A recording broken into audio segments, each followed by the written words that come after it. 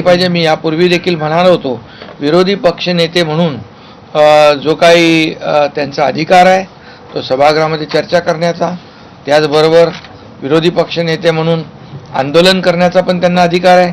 परंतु जंतर मंतरला आंदोलन न करता पंतप्रधान मोदीजींच्या निवासाच्या बाहेर आंदोलन करणं हे पण एक मोठं षडयंत्र होतं. आणि म्हणून फक्त राजकीय स्टंट न करता या ठिकाणी पॉझिटिव्ह सकारात्मक चर्चा केली पाहिजे. आणि अमित भाईंचा राजीनामा मागणं म्हणजे एक प्रकारचं निव्वळ राजकारण आहे. याच्यामध्ये एकच मी सांगतो, हाती काय एक म्हण आहे ना, हाती चले बजार, बाकी पुढचं मी काय बोलत नाही. पण सर, याच्यामध्ये काँग्रेस पक्षाचा असो, शिवसेना उद्धव बाळासाहेब ठाकरे पक्षाचा असो, थेट आरोप आहे की विद्यार्थ्यांना मारहाण करण्यामध्ये अमित शहानी आदेश दिला. त्या मारहाणीच्या प्रश्नावरती उत्तर द्या. पॅलेट गन चालवण्याचे आदेश त्यांनी दिले, हा प्रमुख आरोप आहे. त्यावर हे कोण म्हणताय? ते विरोधी पक्ष म्हणताय. हा, विरोधी पक्ष म्हणतायत. मग ज्या लोकांनी लाठीचार्ज केला, ज्या लोकांनी ज्या काय आंदोलनामध्ये कार्यवाही केली, त्याची चौकशी तर होतेच आहे ना. प्रधानमंत्री महोदयांनी ते सांगितलेलं आहे की त्यांची चौकशी होणार, कोणालाही सोडलं जाणार नाही. त्यामुळे प्रधानमंत्री महोदयांनी सांगितल्यानंतर हे राजीनामा मागण्याचं जे काही नाटक आहे हे राजकारण आहे. त्यांचा हाही आरोप आहे की जेव्हापासून ही घटना घडली 20 तारखेनंतर अमित शहा संसदेमध्ये आले नाही. जेव्हा संसद बंद होते तेव्हा अमित शहा येतात आणि लपून छपून काम करतात. अमित शहा येतील, अमित शहा बोलतील तेव्हा हे पळून जातील. अमित शहानी जे केलेलं आहे, त्यांचं एक वाक्य पण संसदेतलं मला आठवत आहे की हम खून देंगे लेकिन हमारे देश के जमीन का इंच तुकडा नहीं देंगे. कुठल्या तरी ह्याच्यात तुमच्या सभागृहामध्ये बोललेत ना, भाषण केलेलं आहे नक्षलवादाच्या वर, 370 वर आणि या देशातल्या दहशतवादावर. त्यामुळे त्यांनी देशभक्ती काय ही दुसऱ्यांनी त्यांना शिकवण्याची आवश्यकता नाही आहे. आज तुमच्या दौऱ्याच्या पार्श्वभूमीवर अरविंद सावंत म्हणतात की सुप्रीम कोर्टात 2 दिवस सुनावणी झाली आणि त्यामुळे त्यांनी दिल्ली दौरा केला. काका मला वाचवा असं म्हणण्यासाठी त्यांनी. खरं म्हणजे त्यांचा न्यायालयावर विश्वास आहे की नाही तो एकदा त्यांनी ठरवलं पाहिजे. यापूर्वी देखील जेव्हा सुनावण्या होत होत्या तेव्हा देखील पेढे वाटत होते. हे सरकार घटनाबाह्य आहे, हा मुख्यमंत्री घटनाबाह्य आहे. परंतु आम्ही सरकार जे स्थापन केलं होतं ते पूर्ण संविधानाचा आदर आणि सगळं नियम पाळून, कायदे पाळून सरकार आम्ही स्थापन केलं होतं. आणि हे चंद्रचूड साहेबांच्या जजमेंटमध्ये देखील हे स्पष्टपणे त्यांनी केलेलं आहे की हे सरकार बेकायदेशीर नाही, घटनाबाह्य नाही. त्यामुळे जी कॅसेट ते अगोदर वाजवत होते तीच पुन्हा परत वाजवत आहेत. आणि त्यामुळे मी आपल्याला सांगतो की आमचं सरकार फुलप्रूफ होतं. ते सरकारचा टेन्युअर संपला, आमदारकीचा टेन्युअर संपला. आता आमदारांचं डिस्क्वालिफिकेशन मागतायत. हे कुठल्या काय म्हणतात त्याला, मूर्खाचं नाही मी म्हणत, परंतु कुठल्या काळात वावरतायत. अरे, आणि दुसरी गोष्ट, आता शिवसेना, सिम्बॉल या सगळ्या गोष्टी न्याय प्रविष्ट आहेत. आणि ज्यावेळेस चंद्रचूड साहेबांनी निकाल दिल्यानंतर हेच लोक म्हणाले होते आम्ही आता जनतेच्या न्यायालयात जाऊ आणि आम्हाला जनता न्याय देईल. काय परिस्थिती आहे त्यांची? शिवसेनेचे 60 आमदार निवडून आलेत. जनतेने पूर्णपणे आम्हाला आशीर्वाद दिला, जनतेने पाठिंबा दिला.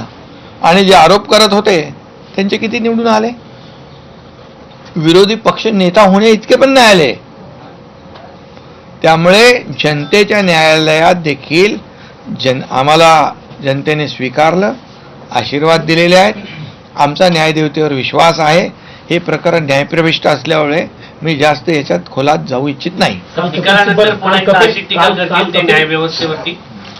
बिलकुल.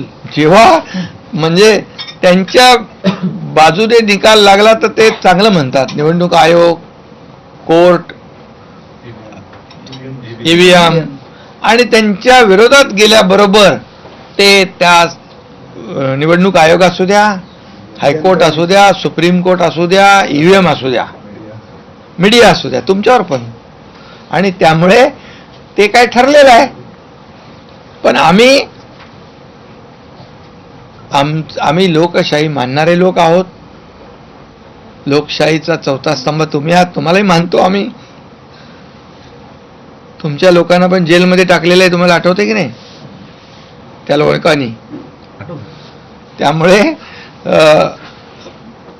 मला याच्यापेक्षा जास्त काही सांगण्याची आवश्यकता नाही. सर, आता एक चर्चा चाललेली आहे की घटना दुरुस्ती सर, होऊ पंतप्रधानांची शकते सोबत आणि जी बैठक झाली त्या बैठकीमध्ये बाहेर खूप चर्चा आहे की केंद्रीय मंत्रिमंडळाच्या विस्ताराने काही चर्चा झालेली आहे. काही चर्चा झाली का त्या विषयाने? कारण की आता तुमच्यासोबत 6 खासदार पुन्हा अतिरिक्त जुळलेले आहेत. बघा, आमची शिवसेना बाळासाहेबांची विचारधारा, आनंद दिघे साहेबांची विचारधारा घेऊन पुढे जाणारी आहे. त्यामुळे आमची युती ही वैचारिक युती आहे आणि आम्ही बार्गेनिंग करणारे लोक नाही आहोत. हे आम्हाला द्या, ते आम्हाला द्या, असं कधी आमची मागणी नसते, नसणार आहे. मोदीजी NDAचे प्रमुख आहेत. योग्य तो निर्णय घेण्याला ते सक्षम आहेत. त्यामुळे जो काही निर्णय घेतील तो देश हिताचा आणि NDAच्या हिताचा घेतील. सर, डिलिमिटेशन संदर्भात घटना दुरुस्ती होऊ शकते आणि यापूर्वी सुद्धा NDA सरकारने GSTची घटना दुरुस्ती केली होती 2/3 बहुमत नसताना. आता पण अशा स्वरूपाची घटना दुरुस्ती होऊ शकते असं वाटतंय. NDAकडे येतील 2/3 खासदार. खरं म्हणजे महिला आरक्षण हे एक महत्त्वाचं जे आरक्षण आणि विधेयक याला सगळ्यांनीच मान्यता दिली पाहिजे. कारण लाडक्या बहिणी ज्या आहेत त्यांच्याशी वाद घातला की महाराष्ट्रामध्ये 2024ला काय झालंय आपल्याला माहीत आहे. त्यामुळे महिला आरक्षण असेल आणि आता मतदारसंघ 24, 25 लाखाचे आहेत. त्यांचं भौगोलिक क्षेत्र तुमचं किती आहे? 27 लाखाचा तुमचा. आणि भौगोलिक क्षेत्र एवढं मोठं आहे की त्यामुळे काळानुरूप हे निर्णय घ्यावे लागतात लोकशाहीमध्ये.